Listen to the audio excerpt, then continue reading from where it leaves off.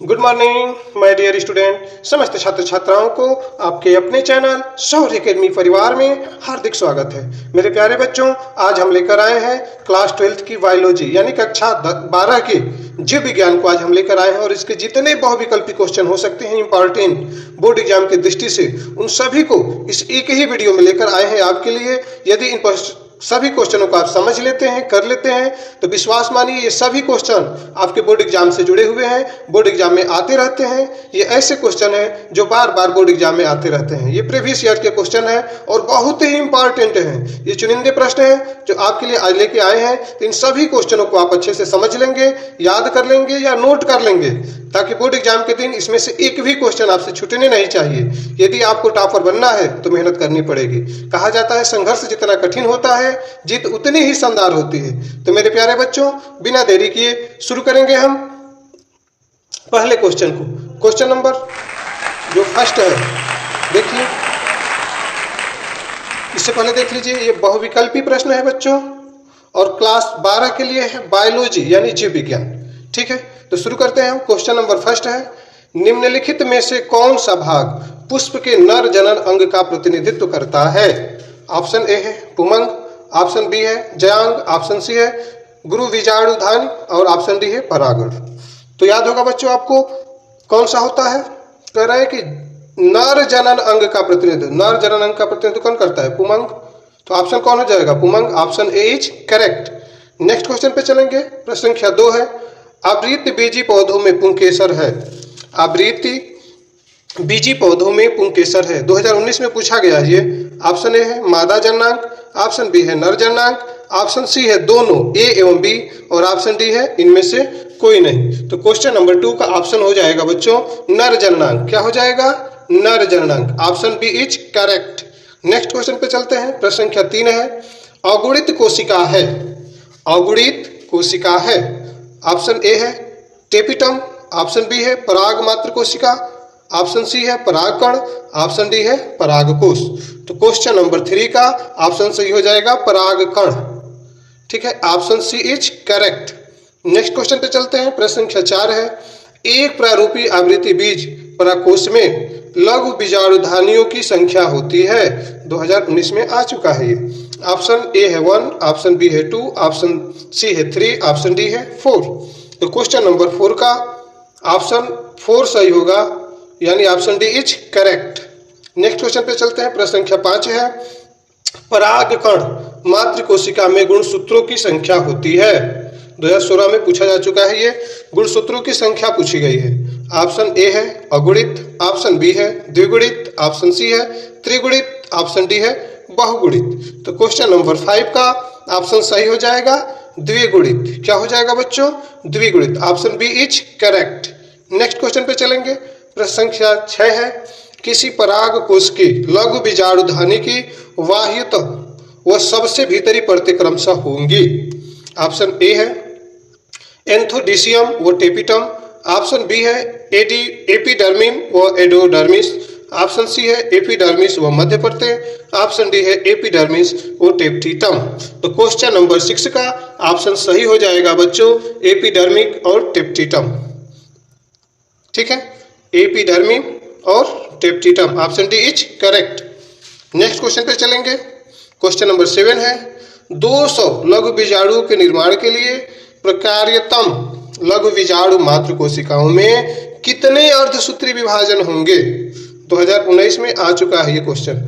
Option A है 400, option B है 50, option C है 200, ऑप्शन डी है 100। तो क्वेश्चन नंबर 7 में सही हो जाएगा 50। Option B is correct. अगर इसको निकालना हो बच्चों तो जितना दिया होता है उसमें 4 से डिवाइड कर देते हैं। तो 200 में 4 से आप डिवाइड कर दीजिए तो निकल जाएगी संख्या। ठीक है, नेक्स्ट क्वेश्चन पे चलेंगे। प्रश्न संख्या 8 है, 112 लघु बीजाणुओं के निर्माण हेतु लघु बीजाणु मात्र कोशिकाओं में कितने अर्धसूत्रीय विभाजन होंगे? इसको आप हल कर सकते हैं, चाहे तो हल कर सकते हैं। 112 में कितने से डिवाइड होता है? 4 से। भाग दे दीजिए 4 से, तो कितना आएगा? 28। ठीक, तो 28 ऑप्शन सही हो जाएगा। Option B is correct. Next question पे चलते हैं। प्रश्न संख्या 9 है, अंड समुच्चय के निर्माण में कौन सहायक है? अंड समुच्चय के निर्माण में कौन सहायक है? ये क्वेश्चन आया था 2019 में बोर्ड एग्जाम में। ऑप्शन ए है अंड, ऑप्शन बी है अंड व सहायक कोशिकाएं, ऑप्शन सी है अंड व प्रतिमुख कोशिकाएं, ऑप्शन डी है सहायक कोशिकाएं एवं प्रतिमुख कोशिकाएं। क्वेश्चन नंबर 9 का ऑप्शन सही हो जाएगा बच्चों अंड व सहायक कोशिकाएं। ठीक है, अंड और सहायक कोशिकाएं, option B is correct. Next question पे चलेंगे। प्रश्न संख्या 10 है बीजांड का वह स्थान जहां बीजांड वृंत जुड़ा होता है उसे कहते हैं। ये क्वेश्चन आया था 2017 में। ऑप्शन ए है निभाग, ऑप्शन बी है नामिका, ऑप्शन सी है केंद्रक, ऑप्शन डी है माइक्रोफाइव। क्वेश्चन नंबर 10 का सही हो जाएगा नाभिका। ठीक है, ये नाभिका है बच्चों, ध्यान रखें नाभिका, option B is correct. Next question पे चलते हैं। क्वेश्चन नंबर 11 है निभाग पाया जाता है, किसमें पाया जाता है? ये 2020 में एग्जाम में आया था बच्चों, बोर्ड एग्जाम में क्लास 12 के। ऑप्शन ए है परागकण में, ऑप्शन बी है बीजांड में, ऑप्शन सी है भ्रूणपोष में, ऑप्शन डी है ये सभी। तो क्वेश्चन नंबर 11 का ऑप्शन सही हो जाएगा बीजांड, यानी कि बीजांड में, option B is correct. Next question पे चलते हैं। प्रश्न संख्या 12 है निम्न में से कौन सी कोशिका सभी प्रकार के भ्रूणकोश में पाई जाती है? वो कौन सी कोशिका है जो सभी प्रकार के भ्रूणकोश में पाई जाती है? 2018 में आ चुका है ये क्वेश्चन। ऑप्शन ए है सहकोशिका, ऑप्शन बी है अंड कोशिका, ऑप्शन सी है प्रतिमुखी कोशिका, ऑप्शन डी है ये सभी। क्वेश्चन नंबर 12 का आंसर सही हो जाएगा अंड कोशिका। क्या सही होगा बच्चों? अंड कोशिका, option B is correct. Next question पे चलते हैं। प्रश्न संख्या 13 है पॉलीगोनम प्रकार का भ्रूणकोश है। ये 2006 और 2003 में आया हुआ क्वेश्चन है। अथवा इसी में पूछता है बच्चों एक प्रारूपी आवृत्तिबीजी भ्रूणकोश परिपक्व होने पर होता है, क्या होता है वो बताना है। ऑप्शन ए है 8 कोशिकीय 7 केंद्रकीय, ऑप्शन बी है 7 कोशिकीय 8 केंद्रकीय, ऑप्शन सी है 8 कोशिकीय 8 केंद्रकीय, ऑप्शन डी है 7 कोशिकीय 7 केंद्रकीय। तो मेरे प्यारे बच्चों इसमें आंसर सही होगा 7 कोशिकीय और 8 केंद्रकीय। तो कौन सा हो जाएगा? ये सही होगा ना, 7 कोशिकीय और 8 केंद्रकीय, option B is correct. Next question देखते हैं। प्रश्न संख्या 14 है प्रतिमुखी कोशिका वे होती हैं जो उपस्थित होती हैं। आ चुका है ये बोर्ड एग्जाम के पेपर में और ऑप्शन दिया हुआ है निभागीय छोर पर, ऑप्शन बी है अंड द्वार छोर पर, ऑप्शन सी है मध्य में, ऑप्शन डी है इनमें से कोई नहीं। तो क्वेश्चन नंबर 14 का आंसर हो जाएगा निभागीय छोर पर। ठीक है बच्चों, तो option A is correct. Next question पे चलते हैं। प्रश्न संख्या 15 है एक ही पादप के एक पुष्प के पराग कणों का दूसरे पुष्प के वर्तिकाग्रों तक का स्थानांतरण कहलाता है। क्या कहलाता है वो बताना है। और ये कब आया था बच्चों? 2019 में। ऐसे क्वेश्चन यूपी बोर्ड में दोहराए जाते हैं जो बार बार आते रहते हैं। ऑप्शन ए है स्वयुग्मन, ऑप्शन बी है सजात पुष्पी परागण, ऑप्शन सी है परानिषेचन, ऑप्शन डी है अनुउन्मील्य परागण। ठीक है, तो क्वेश्चन नंबर 15 का ऑप्शन सही हो जाएगा सजात पुष्पी परागण। ठीक है, option B is correct. Next question पे चलते हैं। प्रश्न संख्या 16 है एक उन्मील परागणी पुष्प में ऑटोगेमी संपन्न हो सकती है यदि। ऑप्शन ए है परागकण वर्तिकाग्र के सुग्राही होने से पहले परिपक्व हो जाते हैं, ऑप्शन बी है वर्तिका परागकणों के परिपक्व होने से पहले ग्राम हो जाता है, ऑप्शन सी है परागकण व वर्तिकाग्र एक ही समय पर परिपक्व होते हैं, ऑप्शन डी है परागकोश व वर्तिकान दोनों ही लंबाई बराबर है। तो क्वेश्चन नंबर 16 में सही हो जाएगा बच्चों ऑप्शन नंबर सी। ठीक है, नेक्स्ट क्वेश्चन पे चलेंगे। प्रश्न संख्या 17 है साल्विया में परागण होता है। 2019 में पूछा गया है ये। साल्विया में परागण होता है। ऑप्शन ए है जल द्वारा, ऑप्शन बी है वायु द्वारा, ऑप्शन सी है कीटों द्वारा और ऑप्शन डी है इनमें से कोई नहीं। तो क्वेश्चन नंबर 17 का ऑप्शन सी सही हो जाएगा कीटों द्वारा। नेक्स्ट क्वेश्चन पे चलेंगे। प्रश्न संख्या 18 है जल परागित पादप का नाम है। ऑप्शन ए है हाइड्रिला, ऑप्शन बी है मटर, ऑप्शन सी है नींबू, ऑप्शन डी है इनमें से कोई नहीं। तो क्वेश्चन नंबर 18 का ऑप्शन सही हो जाएगा hydrilla, option A is correct. Next question को देखते हैं। प्रश्न संख्या 19 है किसी एक लिंगाश्रयी पौधे के लिए कृत्रिम संस्करण में की योजना बनाने निम्न में से कौन सा पद किसी महत्व का नहीं है। ऑप्शन ए है मादा पुष्प की वैगिंग, ऑप्शन बी है वर्तिका पर परागकणों के छिड़काव, ऑप्शन सी है विपुंसन, और ऑप्शन डी है परागकण एकत्रीकरण। क्वेश्चन नंबर 19 में सही हो जाएगा विपुंसन। ठीक है बच्चों, याद रहेगा विपुंसन, ऑप्शन सी इज करेक्ट।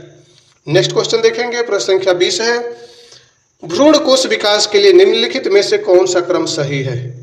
कौन सा क्रम सही है वो बताना है बच्चों। तो इसमें आप मिला लीजिएगा, जो ऑप्शन बी वाला क्रम है ना वो सही है। ठीक है, आर्किस्पोरियम्स भ्रूणक, गुरु बीजाणु मातृकोशिका, गुरु बीजाणु भ्रूण कोश, ऑप्शन बी करेक्ट है। नेक्स्ट क्वेश्चन पे चलते हैं, प्रश्न संख्या 21 है द्वितीय निषेचन की क्रिया होती है अथवा दोहरा निषेचन होता है। ये मोस्ट इंपॉर्टेंट है बच्चों, VVI, very very important question, बार बार ये क्वेश्चन पूछा है। द्वितीय निषेचन की क्रिया होती है अथवा दोहरा निषेचन होता है, किसमें होता है? ऑप्शन ए है शैवालों में, ऑप्शन बी है कवक में, ऑप्शन सी है आवृत्ति बीजी पादप में, ऑप्शन डी है अनावृत बीजी पादपों में। तो क्वेश्चन नंबर 21 का हो जाएगा आवृत्त बीजी पादपों में। ठीक है, आवृत्त बीजी पादपों में, option C is correct. Next question को देखेंगे, प्रश्न संख्या 22 है द्वितीय निषेचन का तात्पर्य है, यानी द्वितीय निषेचन का तात्पर्य क्या है? ऑप्शन ए है दो नर युग्मकों का अंड कोशिका से संयोजन, और ऑप्शन बी है एक नर युग्मक का अंड कोशिका से तथा दूसरे का द्वितीय केंद्रक से संयोजन, और ऑप्शन सी है एक नर युग्मक का अंड कोशिका से तथा दूसरे का सिंजेंस कोशिका से संयोजन, और ऑप्शन डी है उपयुक्त सभी। तो इसमें बच्चों सही हो जाएगा एक नर युग्मक का अंड कोशिका से तथा दूसरे द्वितीय केंद्रक से संयोजन, ऑप्शन बी इज करेक्ट। ठीक है, नेक्स्ट क्वेश्चन पे चलेंगे, प्रश्न संख्या 23 है भ्रूणपोष की कोशिका होती है अथवा आवृत्त बीजी पौधों का भ्रूणपोष होता है। ये 2022 में आया था बच्चों एग्जाम में। ऑप्शन ए है द्विगुणित, ऑप्शन बी है बहुगुणित, ऑप्शन सी है त्रिगुणित, ऑप्शन डी है अगुणित। तो क्वेश्चन नंबर 23 का ऑप्शन सही हो जाएगा त्रिगुणित। ठीक है, कौन सा सही हो जाएगा? त्रिगुणित, option C is correct. Next question को देखते हैं, प्रश्न संख्या 24 है भ्रूणपोष में गुणसूत्रों की संख्या होती है। फिर वही क्वेश्चन पूछ रहा है भ्रूणपोष में गुणसूत्रों की संख्या कितनी होती है? ऑप्शन ए है 2x, ऑप्शन बी है 3x, ऑप्शन सी है x, डी है इनमें से कोई नहीं। तो अभी ऊपर बताया गया त्रिगुणित ना, मतलब 3x, option B is correct. Next question को देखिए, प्रश्न संख्या 25 है भारतीय भ्रूण विज्ञान का पिता कहते हैं। भारतीय भ्रूण विज्ञान का पिता किसे कहते हैं? ये 2019 में पूछा गया था और 2017 में पूछा गया था। ऑप्शन ए है sir Jagdish Chandra Bose, option B है professor Panchanan Maheshwari, option C है doctor Hargobind Khorana, option D है डॉक्टर बीरबल साहनी। तो क्वेश्चन नंबर 25 का ऑप्शन सही हो जाएगा प्रोफेसर पंचानन माहेश्वरी। ठीक है, option B is correct. Next question को देखो बच्चों, प्रश्न संख्या 26 है परिभ्रूणपोष यानी पेरिस्पर्म अवशेष है। ये क्वेश्चन आया था 2018 में। ऑप्शन ए है बाह्य अध्यावरण का, ऑप्शन बी है अंतः अध्यावरण का, ऑप्शन सी है बीजांड द्वारा, ऑप्शन डी है बीजांड काय का। क्वेश्चन नंबर 26 में सही हो जाएगा बीजांड काय का, option D is correct. Next question को देखेंगे, प्रश्न संख्या 27 है निम्न में से कौन कूट फल है? और ये 2022 में पूछा गया था। ऑप्शन ए है सेव, ऑप्शन बी है अंगूर, ऑप्शन सी है आम, ऑप्शन डी है मटर। क्वेश्चन नंबर 27 का ऑप्शन सही हो जाएगा सेव। कौन सा कूट फल है? तो save, option A is correct. Next question को देखेंगे, अगला क्वेश्चन है निम्नलिखित में से कौन सा एक आभासी फल नहीं है? कौन आभासी फल नहीं है बताना है वो बच्चों। ऑप्शन ए है सेव, ऑप्शन बी है स्ट्रॉबेरी, ऑप्शन सी है अखरोट, ऑप्शन डी है आम। तो क्वेश्चन नंबर 28 में सही हो जाएगा आम, ये आभासी फल नहीं है। तो ऑप्शन डी इज करेक्ट। आगे देखेंगे क्वेश्चनों को, कुछ विशेष इंपॉर्टेंट क्वेश्चन आगे हैं। देखिए इसमें पहला है, ठीक है, ये पहला क्वेश्चन देख लीजिए, वृषण की अंतराली यानी लीडिंग कोशिका से स्रावित हार्मोन से है। जो वृषण की अंतराली यानी कि लीडिंग कोशिका से स्रावित हार्मोन से उसका नाम पूछा गया है। तो ऑप्शन ए है टेस्टोस्टेरॉन, ऑप्शन बी है एस्ट्रोजन, ऑप्शन सी है एफएसएच, ऑप्शन डी है प्रोजेस्टेरॉन। तो क्वेश्चन नंबर फर्स्ट का ऑप्शन सही हो जाएगा टेस्टोस्टेरॉन। ठीक है, ऑप्शन ए इज करेक्ट। अगले क्वेश्चन को देखेंगे। प्रश्न संख्या 2 है, एड्रोजन स्रावित होता है। ये क्वेश्चन आया था 2022 में। एड्रोजन स्रावित होता है। ऑप्शन ए है लीडिंग कोशिका द्वारा, ऑप्शन बी है सर्टोली कोशिका द्वारा, ऑप्शन सी है स्पर्मटीडर्स द्वारा और ऑप्शन डी है उपयुक्त में से कोई नहीं। तो क्वेश्चन नंबर 2 का ऑप्शन सही हो जाएगा, लीडिंग कोशिका द्वारा। Option A is correct. Next question पे चलें। अगला क्वेश्चन है, निम्न में से कौन नर सहायक ग्रंथि नहीं है? निम्न में से कौन नर सहायक ग्रंथि नहीं है? ऑप्शन ए है शुक्राशय, ऑप्शन बी है तुम्बिका, ऑप्शन सी है प्रोस्टेट, ऑप्शन डी है वल्वोयूरेथल ग्रंथि। तो देखो बच्चों, शुक्राशय भी नर सहायक ग्रंथि है, प्रोस्टेट भी है और वल्वोयूरेथल्स ग्रंथि भी है। तो कौन नहीं है? तुम्बिका। Option B is correct. जो तुम्बिका है वह नर सहायक ग्रंथि नहीं है।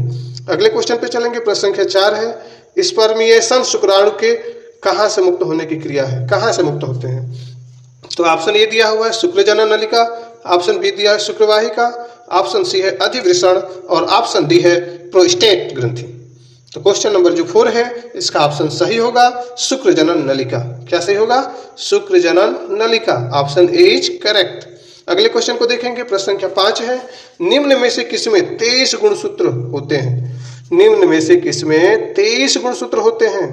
ऑप्शन ए है स्पर्मटोगोनिया, ऑप्शन बी है युग्मनज, ऑप्शन सी है द्वितीयक ओसाइट्स और ऑप्शन डी है ओगोनिया। तो क्वेश्चन नंबर 5 का ऑप्शन सही हो जाएगा द्वितीयक oocytes. Option C is correct. अगले क्वेश्चन पे चलेंगे। प्रश्न संख्या 6 है, ग्राफियन पुटिका पाई जाती है। ग्राफियन पुटिका पाई जाती है। ऑप्शन ए है स्तनियों के अंडाशय में, ऑप्शन बी है लसिका गांठों में, ऑप्शन सी है स्तनियों की प्लीहा में और ऑप्शन डी है मेढक के अंडाशय में। तो क्वेश्चन जो 6 है इसका आंसर सही होगा स्तनियों के अंडाशय में। ठीक है, ऑप्शन ए इज करेक्ट। ठीक है, समझ में आ रहा है। अगले क्वेश्चन की तरफ बढ़ेंगे। प्रश्न 7 है, मेरुला परिबंधन की अवस्था है।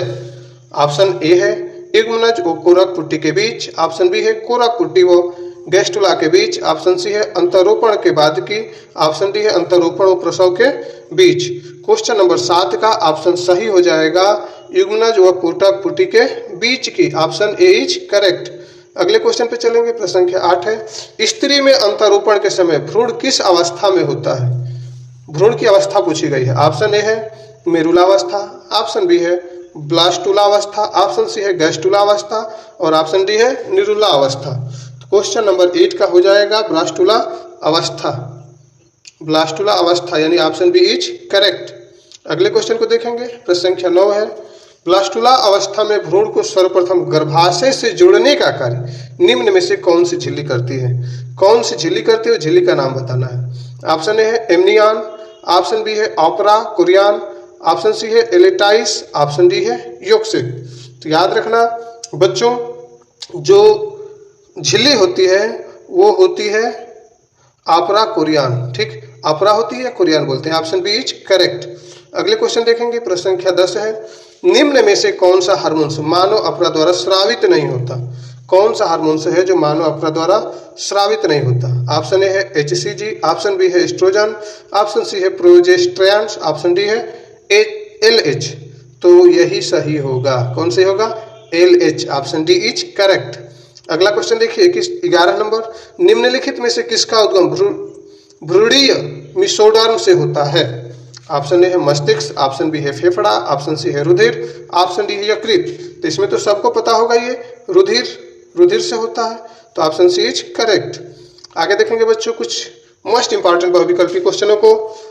प्रश्न संख्या 1 है, इसमें हमारे देश में जननिक रूप से स्वास्थ्य समाज के निर्माण के लिए राष्ट्रीय स्तर पर प्रयास प्रारंभ हुए, कब से शुरू हुए वो पूछा गया। ऑप्शन ए है 1951 में, ऑप्शन बी है 1960 में, ऑप्शन सी है 1980 में, ऑप्शन डी है 1989 में। तो क्वेश्चन 1 में कौन सा सही हो जाएगा? 1951 सही होता है बच्चों। इसी में से प्रयास शुरू किए गए थे। Option A is correct. अगले क्वेश्चन को देखिए। प्रश्न संख्या 2 है, किसी समाज में बढ़ी हुई शिशु मृत्यु दर व घटी हुई मातृ मृत्यु दर इसे कैसे प्रभावित करेगी? ऑप्शन ए है वृद्धि दर में तीव्रता बढ़ोतरी करके, ऑप्शन बी है वृद्धि दर में कमी लाएगी, ऑप्शन सी है वृद्धि दर में उल्लेखनीय परिवर्तन नहीं लाएगी और ऑप्शन डी है जनसंख्या विस्फोट का कारण बनेगी। तो इसमें सही होगा ऑप्शन सी, वृद्धि दर में उल्लेखनीय परिवर्तन नहीं लाएगी। Option C is correct. अगले क्वेश्चन को देखिए, प्रश्न 3 है, कॉपर टी क्या अवरुद्ध करता है? जो कॉपर टी होता है क्या अवरुद्ध करता है, किसको रोकता है?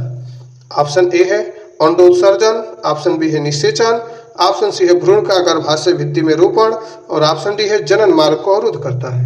तो क्वेश्चन नंबर जो 3 है इसका सही हो जाएगा भ्रूण की गर्भाशय भित्ति में रोपण। ठीक है, ऑप्शन सी इज करेक्ट। अगले क्वेश्चन की तरफ बढ़ेंगे। प्रश्न संख्या 4 है, हार्मोनल गोली का एक घटक है। ऑप्शन ए है LH, ऑप्शन बी है प्रोजेस्टेरॉन, ऑप्शन सी है FSH, ऑप्शन डी है थायरॉक्सिन। तो क्वेश्चन जो 4 है इसका सही हो जाएगा answer progesterone. Option B is correct.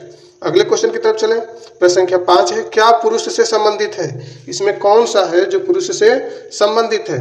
Option A है वैसेक्टॉमी, ऑप्शन बी है गोलियां, ऑप्शन सी है यूरेक्टॉमी, ऑप्शन डी है इनमें से कोई नहीं। तो ये तो सबको पता होगा जो वैसेक्टॉमी होता है। ठीक, ये पुरुष से संबंधित है। इसको अपनी भाषा में आप समझ सकते हैं, इसे नसबंदी कहते हैं। जो पुरुषों की नसबंदी होती है उसे वैसेक्टॉमी कहते हैं, और जो महिलाओं की नलबंदी होती है उसे यूरेक्टॉमी कहते हैं। ठीक है, लेकिन बोलचाल में ज्यादातर लोग जो महिलाओं का ऑपरेशन होता है उसे नसबंदी कहते हैं। पुरुष का जो होता है उसे नसबंदी, और जो महिलाओं का होता है नलबंदी। ठीक है, अगले क्वेश्चन को देखिए, नीचे सगर्भता के चिकित्सीय समापन के बारे में कुछ कथन दिए गए हैं। नीचे दिए गए विकल्प में से सही का चुनाव कीजिए। तो देखिए, MP सामान्यतः सगर्भता के प्रथम तिमाही में सुझाई जाती है, तो सही बात है। MTP को एक गर्भ निरोधक उपाय के रूप में प्रयोग किया जाता है। तीसरा है MTP हमेशा शल्य क्रिया द्वारा संपन्न की जाती है, और ऑप्शन डी है MTP कराने के लिए योग्य चिकित्सा कर्मी की सहायता की आवश्यकता होती है। ये भी सही बात है। तो इसमें पहला और चौथा सही है बच्चों। तो ऑप्शन में देखिए, ऑप्शन ए में क्या दिया है 2 और 2 नहीं, सी में दिया हुआ है 4 दिया हुआ है, बी में दिया हुआ है 1 और 1। इसमें एक ऑप्शन सही रहेगा बच्चों। जो भी ऑप्शन देना चाहिए उसमें क्या देना चाहिए, एक ऑप्शन होगा इसमें 1 रहना चाहिए था, 1 और 4। ठीक, इसमें 1 सही है और 4 सही है। अगर मान लो यहाँ पे मान लेते हैं गलती हो गई है, तो यहाँ पे ये ऑप्शन सही हो जाएगा 1 और 4 वाला। ठीक है, अगले क्वेश्चन को देखिए। प्रश्न संख्या 7 है, नीचे दिए गए यौन संचरित रोगों में से उस रोग की पहचान कीजिए जो विशेष रूप से लैंगिक अंगों को ही प्रभावित नहीं करता। ठीक है, तो ये तो समझ गए होंगे सब लोग। ऑप्शन ए है सिफिलिस, ऑप्शन बी है एड्स, ऑप्शन सी है सुजाक, ऑप्शन डी है लैंगिक मसले। कह रहा है कि उस रोग की पहचान कीजिए जो विशेष रूप से लैंगिक अंगों को ही प्रभावित नहीं करता। तो एड्स है, विषाणु जनित रोग है। ठीक है, लेकिन ये उस अंग को ज्यादा प्रभावित नहीं करता। Option B is correct. अगले क्वेश्चन को देखिए। प्रश्न संख्या 8 है, सहायक जनन प्रौद्योगिकी की वह तकनीकी जिसमें एक शुक्राणु को सीधे अंडाणु में अंतःक्षेपित यानी इंटरजेक्ट कर दिया जाता है। ऑप्शन ए है GIFT, ऑप्शन बी है ZIFT, ऑप्शन सी है ICSI और ऑप्शन डी है ET। तो इसमें सही हो जाएगा IC। देखिए इसमें क्वेश्चन जो है 8 है, इसमें ICSI वाला जो ऑप्शन है वो सही हो जाएगा। Option C is correct. अगले क्वेश्चन को देखिए। प्रश्न संख्या 9 है, सहायक जनन प्रौद्योगिकी के अंतर्गत भ्रूण को 8 कोश की अवस्था में फैलोपियन नलिका में स्थानांतरित करने वाली विधि कहलाती है। ऑप्शन ए है IUT, ऑप्शन बी है GIFT, ऑप्शन सी है ZIFT और ऑप्शन डी है इनमें से कोई नहीं। तो 9 का ऑप्शन सही होगा ZIFT। Option C is correct. अगले क्वेश्चन की तरफ चलेंगे। प्रश्न संख्या 10 है, एमनियोटिक द्रव की कोशिकाओं में निम्न में से किसकी उपस्थिति से भ्रूणीय शिशु का लिंग निर्धारण होता है? ऑप्शन ए है बारपिंड, ऑप्शन बी है लिंग गुणसूत्र, ऑप्शन सी है किएजमेटा और ऑप्शन डी है प्रतिजनन। तो इसमें बच्चों सही होगा लिंग गुणसूत्र। Option B is correct. और साथ ही साथ जो बच्चे इस चैनल पे पहली बार आए हैं, यदि उन्हें चैनल से अस्थायी रूप से जुड़ना है तो चैनल को सब्सक्राइब कर लें। यदि इस शौर्य अकेडमी परिवार का वो सदस्य बनना चाहते हैं तो, क्योंकि यदि आप चैनल को सब्सक्राइब कर लेंगे और ऑल बेल नोटिफिकेशन पर क्लिक कर लेंगे तो जो भी वीडियो अपलोड होगी आपके लिए उसकी सूचना आपको समय से पहुंच जाएगी। और यदि आपको वीडियो अच्छा लगा हो तो वीडियो को लाइक करें, कमेंट करें और अपने सभी दोस्त मित्रों तक इसे शेयर करें, सभी तक पहुंचाएं ताकि सब लोग अच्छा से पढ़ सकें। उम्मीद है आपको ये वीडियो अच्छी लगी होगी। फिर मिलते हैं एक नए ज्ञान के साथ एक नए दिन। तब तक आप अपना ख्याल रखिएगा। जय हिंद।